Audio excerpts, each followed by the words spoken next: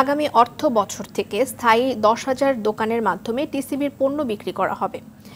আওতায় আসবে মধ্যবিত্তরাও। জুন মাসে টিসিবির পণ্য বিক্রয় কার্যক্রমের উদ্বোধন করে এমন কথা জানালেন বাণিজ্য প্রতিমন্ত্রী আহসানুল ইসলাম টিটু। তিনি আশা করেন উৎপাদন ভালো হয় চালের দাম আর বাড়বে না। দীপ্তচন্দ্র পালের রিপোর্ট, জানাচ্ছেন শাকিবুর রহমান।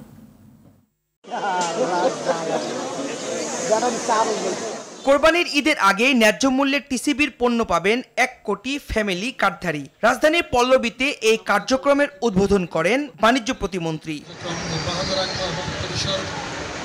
এবার প্রতি লিটার 100 টাকা দরে 2 লিটার সয়াবিন তেল, 60 টাকা দরে 2 কেজি মসুর ডালের সঙ্গে যুক্ত হয়েছে 30 টাকা দরে 5 কেজি চাল।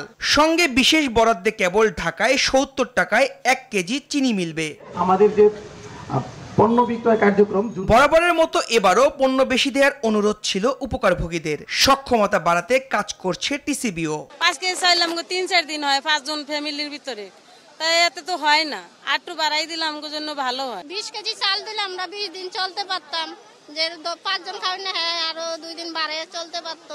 চাল বাইরে কিন্তু হয় 70 টাকা 60 টাকা নিচ্ছে, তোল কিন্তু হয় 190 টাকা।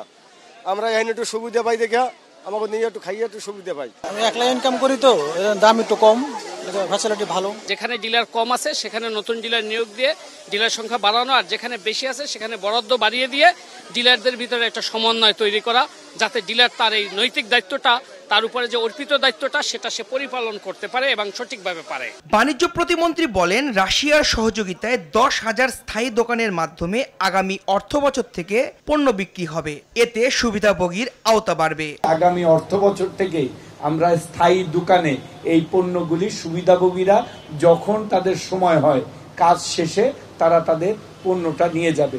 রাশিয়ার সাথে একটা চুক্তি সই হয়েছে, আরো কয়েকটা দেশের সাথে আমরা চুক্তি সই করার চেষ্টা করতেছি, যাতে আমরা সুলভ মূল্যে নিত্য প্রয়োজনীয় জিনিসগুলি আমরা বাংলাদেশে টিসিবির মাধ্যমে নিয়ে আসতে পারি এবং ভোক্তাদের কাছে পৌঁছিয়ে দিতে পারি।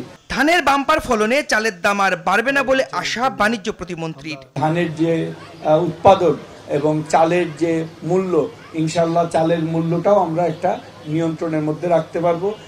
শাকিবুর রহমান, RTV, ঢাকা।